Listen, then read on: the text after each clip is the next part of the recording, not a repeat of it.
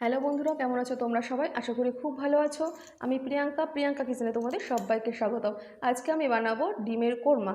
ডিমের কোরমা বানানোর জন্য এখানে আমার লাগছে 5টা ডিম। আমি এখানে 5টা ডিম নিয়েছি। আপনাদের যে কটি ডিম লাগবে আপনারা সে কটি ডিমই নেবে। হ্যাঁ, তার আগে বলে দিই, এই রান্নাটি কিন্তু আমি পুরোটাই সম্পূর্ণ তেল ছাড়া করবো এবং খুব সহজেই হাতে 10 মিনিট সময় থাকলেই হবে। এটি খেতেও দারুণ হয়, কিন্তু সময়ও খুব কম লাগে।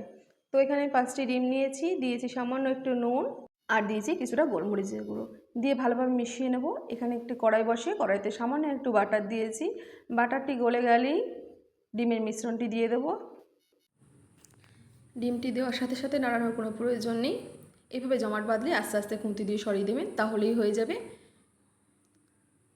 ডিমটি ভাজার সময় মনে রাখতে হবে গ্যাসের ফ্লেমটিকে কিন্তু লো টু মিডিয়ামে রাখবেন, হাইতে রাখার কোনো প্রয়োজন নেই। এভাবে ডিমটি ভাজার পর এভাবে খুন্তি দিয়ে আমি বড় বড় টুকরো করে কেটে দিয়েছি। এর থেকে বেশি ডিমটি ভাজলে আর ভালো লাগবে না। তারপরে সেই কড়াইতে আমি আর একটু বাটার দিয়েছি আর দিয়েছি একটু আদা আর রসুন কুচি। আদা রসুন কুচিটা একটু হালকা ফ্রাই করার পরে দিয়ে দেবো এখানে আমি 1 চামচ ময়দা। ময়দাটিকেও আমি হালকা ফ্রাই করে নেব, একটু কালার চেঞ্জ হয়ে গেলেই হবে। তারপরে আমি দিয়েছি এখানে 2 চামচ ফ্রেশ ক্রিম। আপনাদের কাছে না থাকলে আপনারা কিন্তু দুধের শর্টটিও অ্যাড করতে পারেন।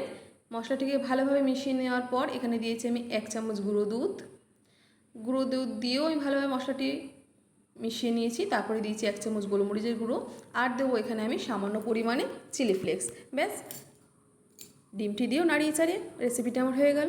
আমার ভিডিওটি ভালো লেগে থাকলে আমার চ্যানেলটিকে সাবস্ক্রাইব করবে, আমার পাশে থাকবেন, আমাকে কমেন্ট করে জানাবেন ভিডিওটি কেমন হলো। Thank you.